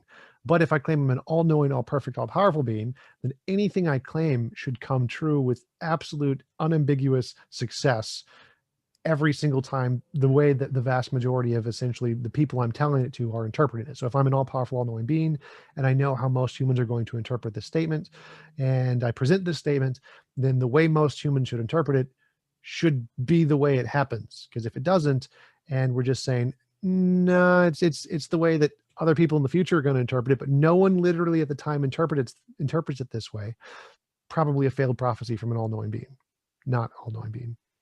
Okay, well, I think I've addressed that ad nauseum, but is your cross-examination sort of a pretest question? Yeah, so you admit that every theory has alternative possibilities, and the important point is what's stronger, the confirming or the disconfirming evidence. The confirming evidence you presented was an analogy between the Passover and Jesus, which isn't a prophecy. Like, why do you think that's a prophecy? Like, I want to clarify, like, was my description of your argument correct, that you are saying that God thinks this is an important date in the past, therefore it's reasonable for me to infer this is an important date in other things he's going to do? No, so the argument is that so Jesus is presented in the New Testament as being the fulfillment of the Passover symbolism, that just as in during the Exodus, the Israelites were to smear the blood of the lamb on their doorpost, so likewise Christians are to smear the blood of the Lamb of Jesus, figuratively speaking, on the doorposts of their hearts, so that God's wrath passes over us, just as he passed over the Hebrews. The fact that Jesus' death corresponds then to the day of Passover is a striking coincidence. It's not in its own sufficient to show that Christianity is true, and I even give it a relatively weak base factor of only 10. So it's some confirmatory evidence, because it's more expected, or makes better sense if Christianity is true than the falsehood. At least it seems to be somewhat more surprising given the falsehood of Christianity than given its truth. And therefore, so you're inferring from past things in the Old Testament, saying there's a pattern here. We can infer the same pattern about Jesus, and that is evidence in some way. It is evidence because it's more probable given Christianity than given its falsehood. Notice that I don't need to say, for something to carry evidential value, I don't need to say this is highly predicted given the truth of my hypothesis. I just need to show that it's more probable given my hypothesis, or that it's more surprising given the falsehood of the hypothesis. Right. So if we look at the actions of the Old Testament God who destroyed Sodom and Gomorrah and flooded the earth, we could say it's expected that such a God is going to wipe out Rome for killing his son, or essentially something like that. And that would be a reasonable inference to make based off of the past actions of the Old Testament God.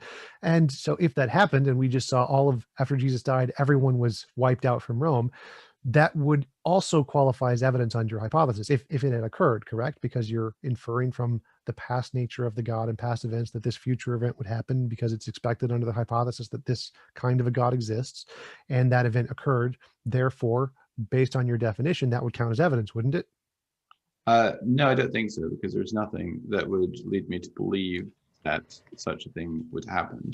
Given, and you brought up the example of Daniel 9, I brought up the example in my statement, you responded to it, and that with the destruction of the temple in AD 70, that is something which is predicted given Christianity, but it's somewhat surprising given the falsehood. And as you said, it's not completely out with the realm of plausibility given the falsehood of Christianity, but it's something that at least it's so highly expected given Christianity that it's some evidence that tends to confirm it, which is why I give it a conservative base factor of only 10. Well, so I'm not following here. So it's expected that God would do the Passover thing, even though that's a very rare thing in the Bible, not very common, but his mass murdering is extremely common, happens all the time. It's throughout the Bible. So it seems to me more expected that God's going to mass murder people he doesn't like is something we should expect based off of the Old Testament, or should expect significantly more than an analogy to a Passover lamb. So if my interpretation is correct, like given my hypothesis that God is a mass murderer and we expect him to mass murder people, and we have a very clear pattern of mass murdering in the Old Testament, then it would be reasonable to infer that if there's a whole bunch of mass murdering after Jesus' death or whatever, that would be expected. Like that seems to be a reasonable interpretation of the text. Now, obviously not your interpretation, I grant that, but this seems to be a very reasonable interpretation of the text to infer from God's past actions about his future actions. And given your own system of Bayesian epistemology of saying, given the hypothesis is true, we want to assess whether this occurrence is more likely than if the hypothesis is not true. God mass murdering all the people of Rome for killing his son seems to be significantly more likely, given the hypothesis is true, because past history of mass murder is very common. Therefore, if it occurred, that would count as evidence too, wouldn't it? I think it would depend on the circumstances. So I can imagine certain scenarios in which that would kind of constitute evidence, but you need to go into more specifics about the particulars. I'm not sure what you mean. Like what? So past evidence, God has a tendency to do this. If we kill his son, we could expect a similar tendency. The tendency occurs. Do you need more? I'm not sure. Like that seems like a clear pattern. It depends on the particulars of the case and how unexpected would be the circumstances given the falsehood of Christianity, and how expected are they given the truth of Christianity. But I don't like discussing hypothetical scenarios without any particulars. So I'd rather get back to discussing the evidence that we actually do have and discussing its evidential value.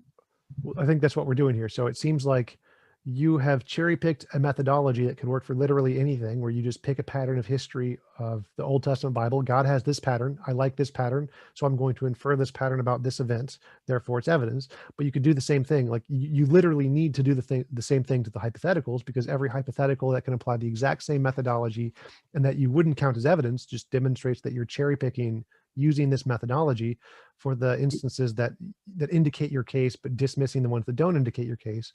So I want to see if I can take the methodology you've presented, apply it to the hypotheticals that are false, that are clearly not true, and see if it would, in those cases, also apply for evidence, because if it was, that demonstrates that your evidence only is cherry picking the particulars that you like while ignoring the misses. That's the point I'm making here. So would you say that it's equally probable that Jesus' death occurs at the time of Passover, whether Christianity is true or false? No, but that's not the argument I'm making. So my argument here is that, well, I'm claiming that methodology is just ridiculous in this context. So I'm saying that, you're saying like it's not equally probable. You must think it's evidence. No. So what I'm saying is that I don't care because we're assessing a particular truth claim with a particular negative claim, which just isn't evidence. It's not evidence to say, if there is a leprechaun in my basement, there is more likely to be gold in the house somewhere, because leprechauns like gold. The probability of that being true would, if we found gold in the house, that would be more likely if there was a leprechaun than if there wasn't a leprechaun, because leprechauns like gold. Is that evidence of leprechauns? Yeah, no. It is. So if you can show that if there was actually a reason to believe that it's more likely that there'll be gold in the house if there's a leprechaun than it's falsehood. I'm not sure how you would make that argument, but let's suppose that you make the argument. Then that would be evidence, but it wouldn't be sufficient evidence to conclude that there's a leprechaun in the basement. And that's because we have to, the strength of evidence must always be, is always relative to the prior probability, right? So the prior probability is the probability just given the background information. Given that we don't have any independent reason to believe that there are leprechauns that exist, and we have independent reason to believe that there could be other plausible explanations for why there's gold in your house, then that would only be at best very weak evidence if you could show that there is some sort of link between leprechauns and gold in your house. Right, which is why I consider your entire methodology flawed here, because you're saying, well, because it would be evidence. It would be evidence of leprechauns because there's gold in the house, and under the hypothesis that leprechauns exist and like gold, that would increase the likelihood that there would be gold in the house. Yes. That's not the way we should assess evidence. That is a very faulty way to assess evidence, because you're not including the alternatives within the theory. You're just assessing every single individual theory on its own merits without including the alternatives. So to include the alternatives, we have to include, like in the case of a Jesus, if we want to accept this methodology as counting for evidence, then we can infer any collection of past events from the Bible and combine them in any way we want, and infer that those events would be likely to happen to whatever, like after Jesus. So we see lots of killing in the Bible. God is a mass murderer. If we anger God, he will mass murder us. We anger God, he mass murders us. Therefore, that would also be evidence of a God, given your methodology. So again, the point here is that your methodology is bad because you're only assessing the positives and not the negatives, the hits and not the misses. You're cherry picking. You're saying I do assess the negatives. And I just don't have time to get into it in the scope of my opening statement. But was that 1 minute or time? I think we've got a minute. Okay. And in regards to prior probability, I would argue that the prior probability of Jesus' fulfillment of prophecy is significantly increased by the independent reason we have to believe that Jesus rose from the dead, and vice versa. It's a two-way thing. The fulfillment of prophecy raises the prior probability of the resurrection, and the evidence for the resurrection increases the prior probability of fulfillment of prophecy as well. Right. So my question here was that given every single hypothetical of we expect this of God's nature in the past, we look at the Old Testament, we find a pattern in God's nature of what he does and infer from that pattern he's going to do something in the future, and he does something in the future because his nature, he has previously done something similar. That would also be evidence. Every single case would be evidence given your system, correct? Like God kills people, he's going to kill people in the future. That if it happens, that would be evidence too, because it would be expected. It could be some evidence depending on the particulars of the case. It would need to see the Sorry, particulars. Sorry, I have to cut in there. Yeah, thanks, Tom. Thanks, Dr. McLatchie. And that's the end of the cross-examination session. And we'll now go to the second last session, that is the conclusions. I'll pass the time to Dr. McLatchie for 8 minutes, and you may conclude. I'll start the timer on your first word. Well, thank you. I'd like to thank Explain Apologetics for organizing this event, and also Tom for agreeing to participate and for the engaging discussion.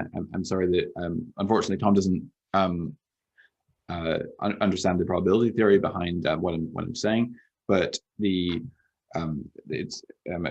people want to have more detail on this, I've written an article, 2 articles actually, where I talk about fulfilled and the argument from failed prophecy and the argument from fulfilled prophecy, and why the evidence of fulfilled prophecy is piece for piece of greater evidential weight than apparently failed instances of prophecy. So that's just mathematically demonstrable. And because there are very often alternative interpretations which are at least plausible of failed of apparently failed prophecies. Now, in regards to the evidence, just to remind you of some of the points that I brought up in my opening statement, I brought up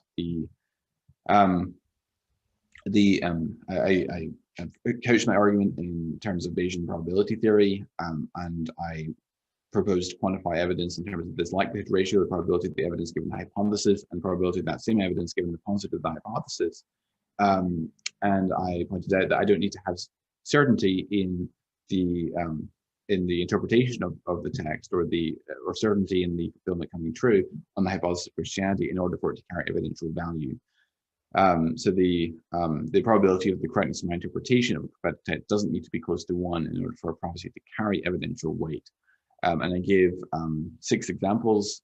I gave the instance of Jesus' death at Passover, which seems to be more expected given Christianity than given the falsehood. Even if it's not expected given Christianity, it's still more expected given Christianity than given the falsehood. I argued that from Psalm 22, Jesus' crucifixion, and TJump points out that each of these points individually is not of very great weight, but it's reading the text cumulatively that the weight that the text taken as a whole points holistically to something that very much resembles crucifixion scene. There's also reasons for thinking this text is probably messianic, and it's not just Christian interpreters that have taken it as messianic, but there are also ancient Jewish interpreters who also have taken Psalm 22 to be messianic in nature as well. And the psalm ends with all people coming to recognize and revere the God of Israel as a result of the suffering of this individual in Psalm 22. And there doesn't seem to be any incident or episode in the life of Jesus, in the life of David, which fulfills this text in Psalm 22. And I also pointed to the intertextuality with Isaiah's language in Isaiah 53 as well. So the fact that Jesus is crucified, again, is not at all insufficient to confirm Christianity is true, but it is somewhat more expected given Christianity than given the falsehood of Christianity. And so it carries evidential value.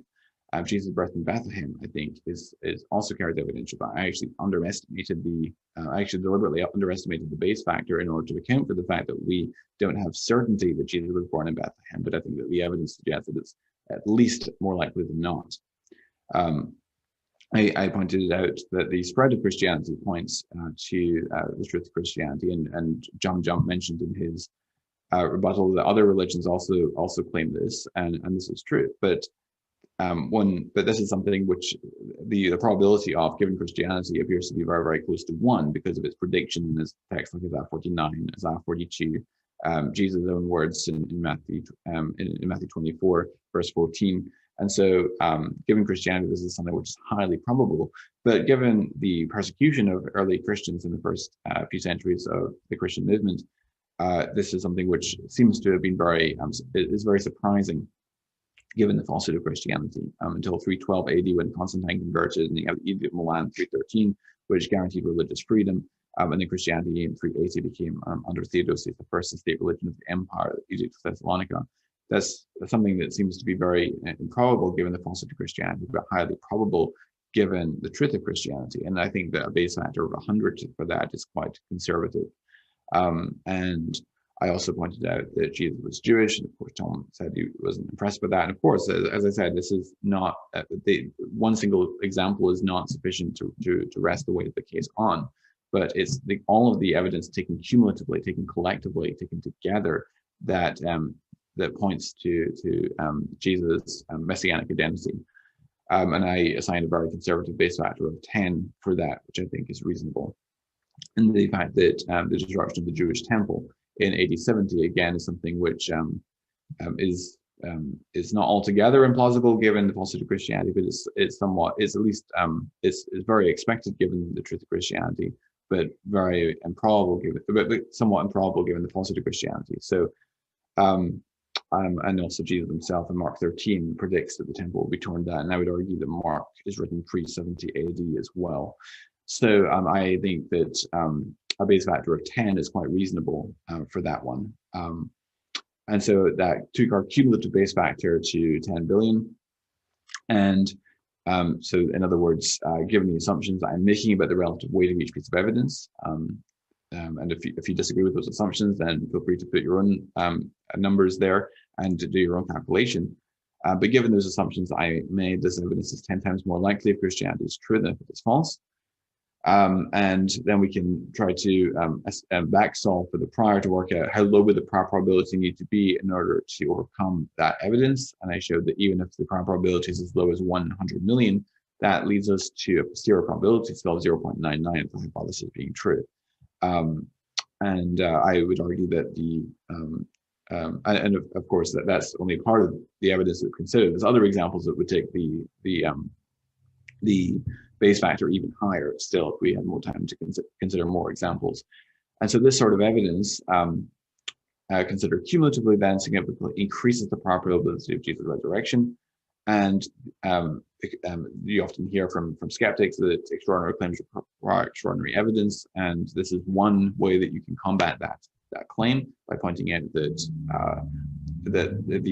although the prior probability of any Joe Blow selected at random from the population rising from the dead is astronomically small, it doesn't follow that the prior probability of Jesus of Nazareth specifically rising from the dead is of a similarly small prior probability, because if we have independent reason to believe that God plausibly had motivation for raising Jesus of Nazareth specifically from the dead, then the prior probability is higher. And this sort of evidence from messianic prophecy helps us to increase the prior probability, because it shows that we have independent reason to believe that God has plausible motivation for raising Jesus from the dead.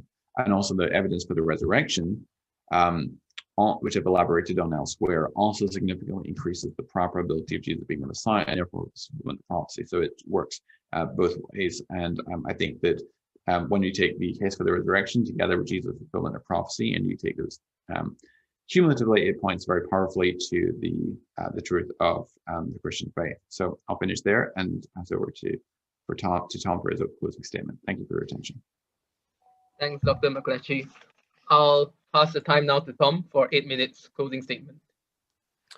Thanks, guys. Thanks, Jonathan. I appreciate again the opportunity to come here and talk. I really enjoy talking with you guys as always. As I showed in my opening, that in order for something to count as a fulfillment of a messianic prophecy, it needs to be counted as a prophecy. You need to actually say this is something that will happen in the future, and it needs to be said that it's going to happen to the Messiah. Otherwise, it's just a vague story that you can interpret in any way you want, just like all the other vague stories, and simply cherry picking the stories that seem to fit the narrative that you like isn't evidence. It's just cherry picking. Based on Jonathan's peculiar definition of evidence, the fact that gold is in the house is evidence of leprechauns. The fact that anything you could infer, like lightning happens, would be evidence of Thor. Just any of the most general kinds of connections would count as evidence. That is not a good way to assess evidence, because again, you can just cherry pick any instances you want and say it would be evidence of your preferred hypothesis, with discounting all of the disconfirming evidence. You have to assert the alternative hypotheses and see which one is actually better in that case. The fact that lightning is produced by electromagnetism and particles rubbing in clouds is a much better explanation. So the fact that lightning occurs is not evidence of Thor. It's just zero evidence of Thor, because an alternative hypothesis explains it better. So using this Bayesian epistemology route can make it seem like some particular thing may be evidence, because the definition of evidence is so lenient that it could apply to literally anything, like gold being in a house is evidence of leprechauns.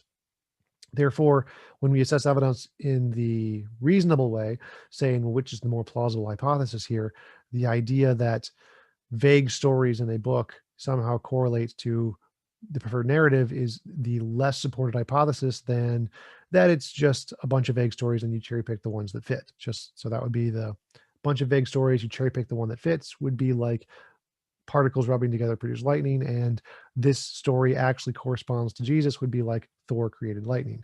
The more plausible hypothesis is that there's a whole bunch of stories in there and you just pick the ones that fit.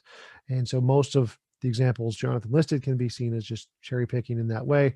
There wasn't any good predictions. Like a good prediction is like the one from Hinduism that predicts the age of the earth was 4.3 billion years old. That's a really good prediction. It's very accurate. It's very precise.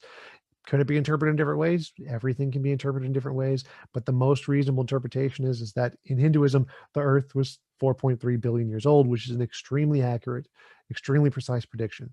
That is real evidence. That's what real evidence looks like. None of the prophecies that Jonathan mentioned even come close to that.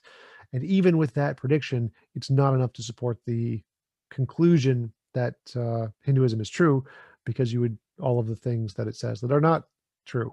So the fact that even if you had a very, very good prediction, which Jonathan does not have or did not provide, would not be sufficient evidence to conclude Jesus was the Messiah or created the universe. You would need something extremely profound for that, which it cannot be found in the Bible. And I will conclude there. Thanks, Tom. And thanks to both speakers for the brevity in saving us a lot of time for the next session, that is the Q&A.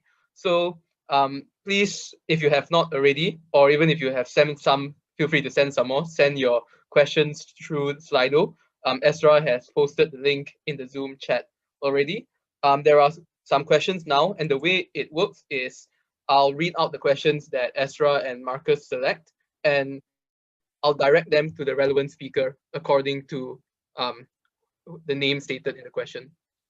So the first question that we have is directed to Tom. So the first question asks, Tom, you said not all prophecies were fulfilled in the Old Testament.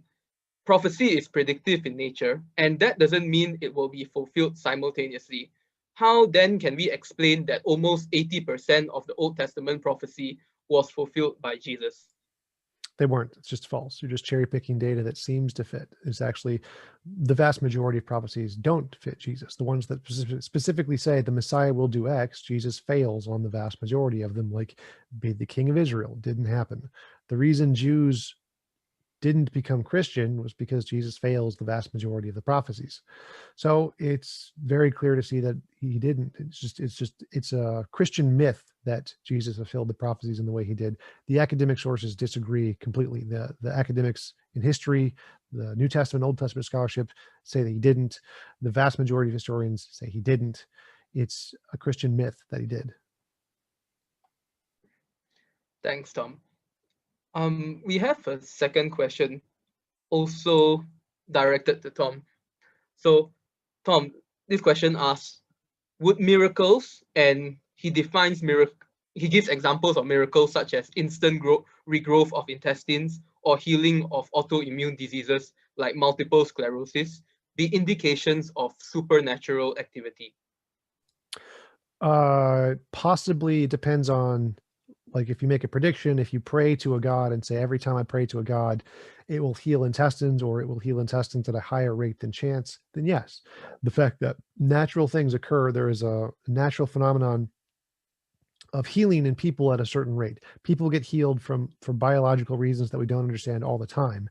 And that would not be evidence of the supernatural just because we can't explain it yet. The fact that something occurs that we can't explain isn't evidence of the supernatural. It's evidence of something we can't explain. In order for it to be evidence of the supernatural, you would then need to say, I have this methodology that can show why it happens in some cases more than others. So I could say, if we pray to God and for the intestines to heal, and it happens at a higher rate when we pray to God than when we don't, then it would be evidence of the supernatural. But just the fact that it happens isn't evidence of anything. It's just something we can't explain yet. Thanks, Tom. Just another reminder to send questions that you would like answered to Slido. There's still a lot of room for questions and a fair amount of time for it.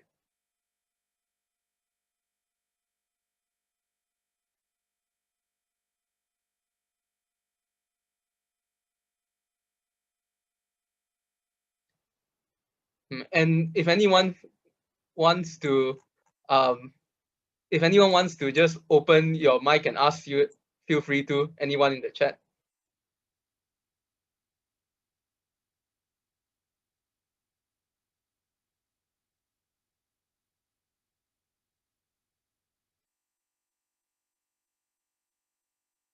I'm going once,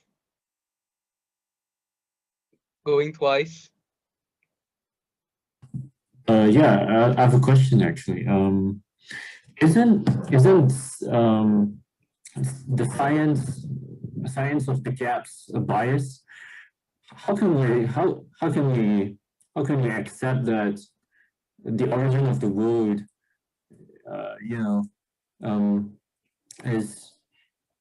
is definitely ascribed to just naturalistic causes instead of supernatural causes? How can we say with certainty that everything is natural, that because there's an argument, one that says the cause of the universe is non-spatial, is non-temporal, and it's what's the last one? It's non-physical. So how are you so sure that science will explain everything just given enough time? This is as opposed to the God of the gaps argument. Yeah, so the difference between the God of the gaps and the science of the gaps is called induction. So if you see white goose, white goose, white goose, white goose, white goose, and you see a gap, like what's in the gap? If you say it's a black goose, that's a black goose of the gaps, because there's no evidence of black geese. You're just saying, well, there's a hole there and we don't know what it is yet, therefore it could be black. We don't know, could be black.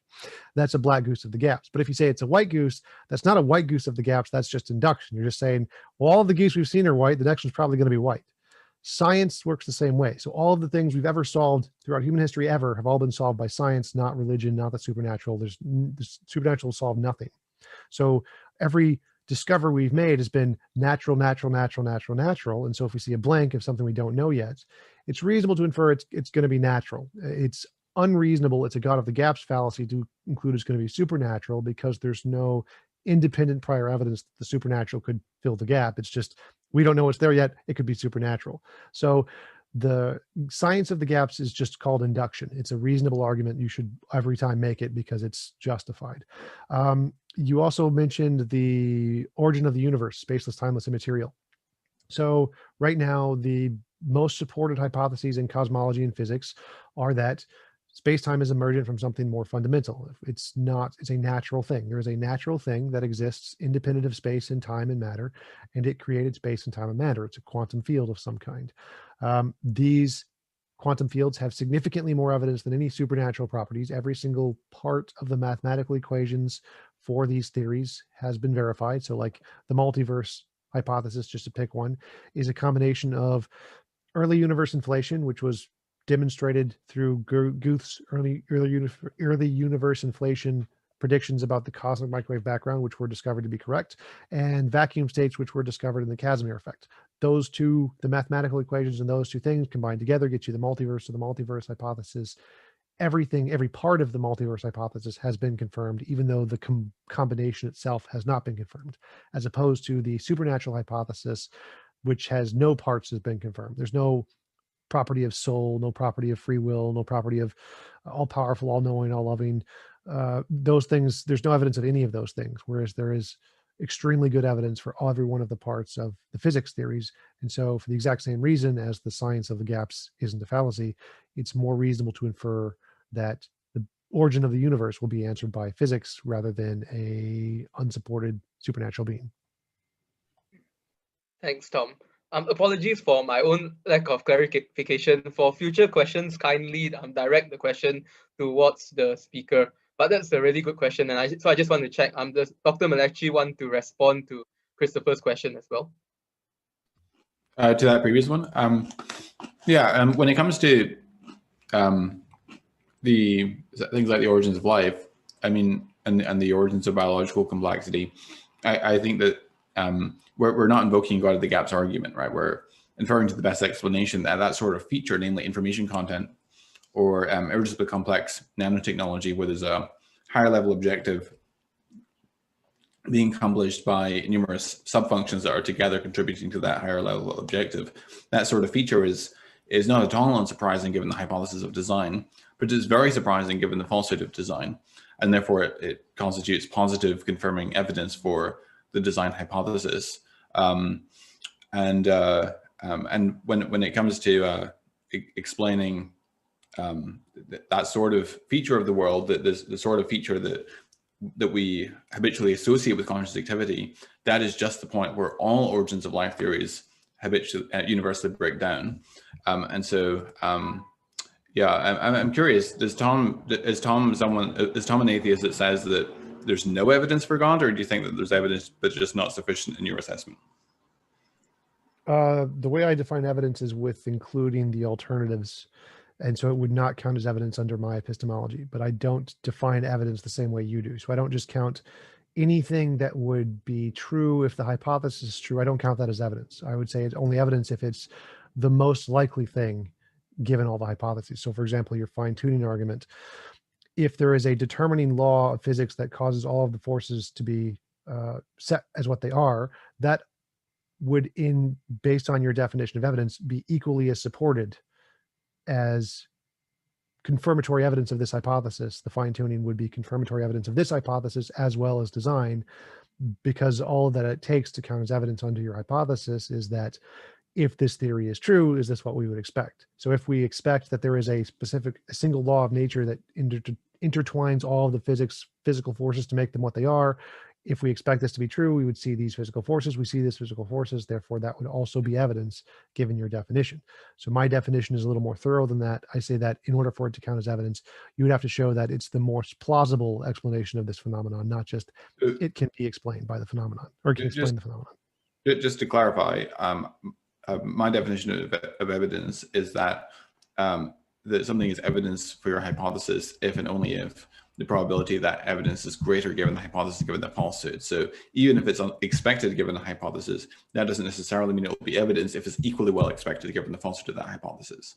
So there's a little more nuance than that. Right. And I'm claiming that my definition is not a comparison between the truth of what we'd expect to see given the hypothesis versus not the hypothesis, but what we would given that hypothesis versus alternative hypotheses. So mine is like if your definition is true, if this thing is true, if this thing exists, we would expect to see some cause. And if this thing literally doesn't exist, would we expect to see the cause? No. So it's just claiming that if there is a leprechaun, we would expect gold. We see gold, therefore that's evidence of a leprechaun. If we see no leprechaun, would we expect to see gold? Well, no, because we're not positing anything there. But if we posit something else there, like gold is really common, people like gold, and what is the probability we would expect to see gold in someone's house, given the fact that it's pretty common and people can afford it? And then we compare those two hypotheses, people like gold, and so they buy it, versus leprechaun.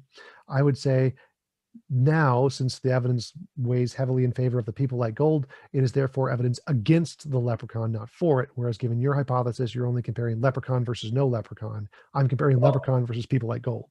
But I mean, we have to take into consideration the prior probability, and the prior probability, I think we'll both agree, is greater for alternative hypothesis than for the leprechaun hypothesis, and that's why we favor alternative hypotheses. Right, but I include that into my epistemology, into the analysis. I say, given the prior probability, we can already conclude that the leprechaun, this is evidence against the leprechaun, not for the leprechaun. Whereas in yours, since you're assessing it simply based on the fact of leprechaun versus no leprechaun, and I'm assessing it leprechaun versus people like gold, my standard of evidence is a little more thorough. Okay, so the last question here. Sorry, I'm going to have to intervene here because we have a couple more questions. Yeah, thanks.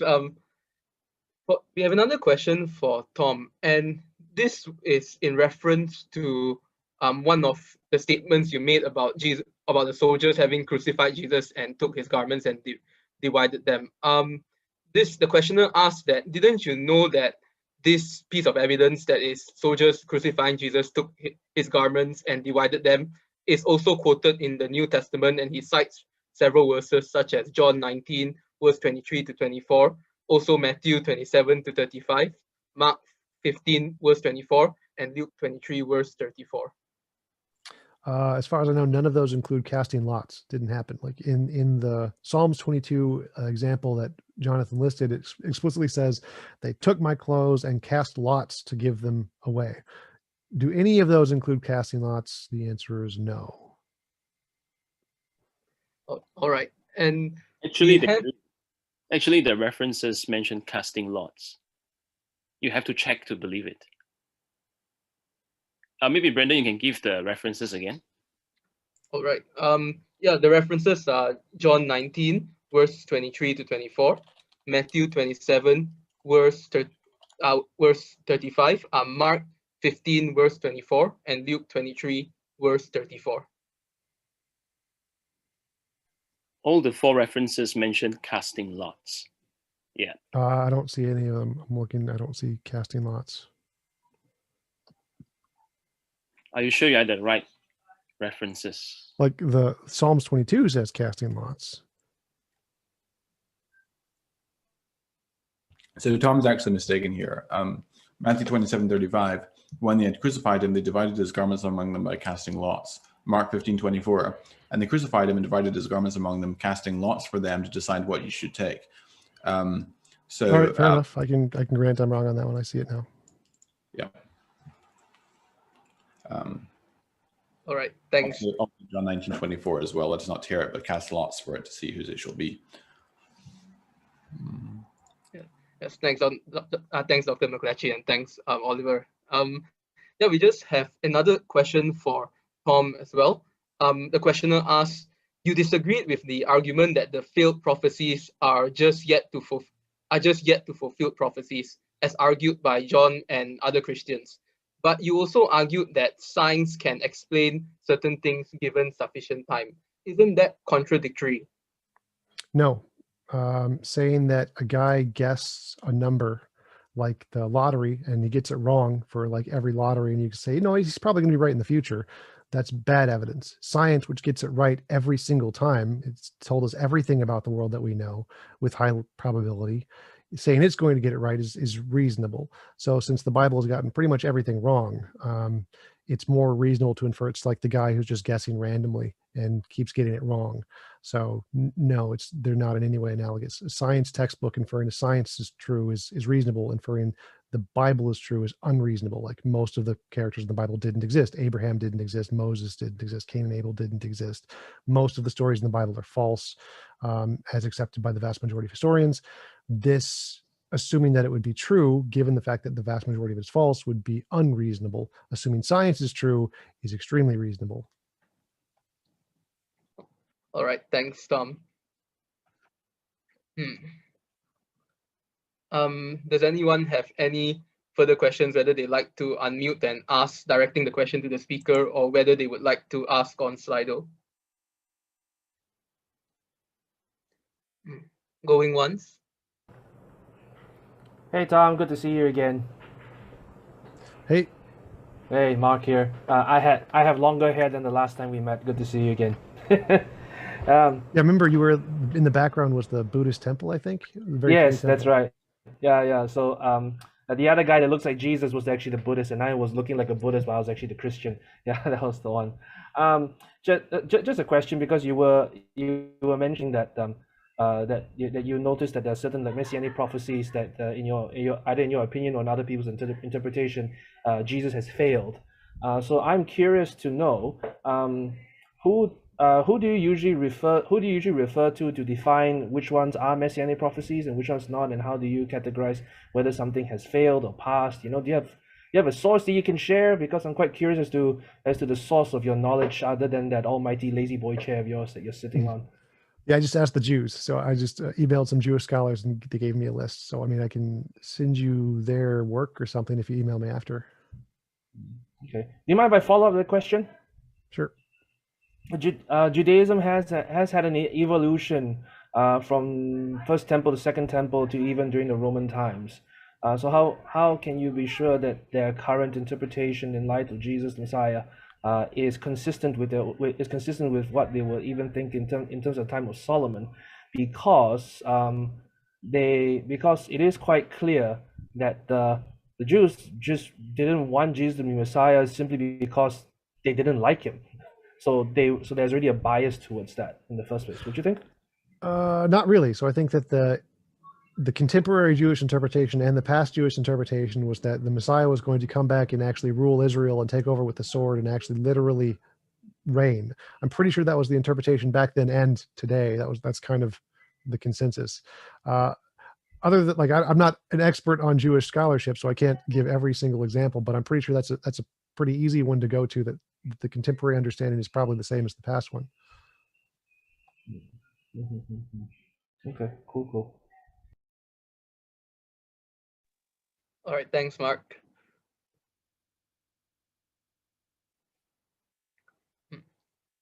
How many questions again? Going once?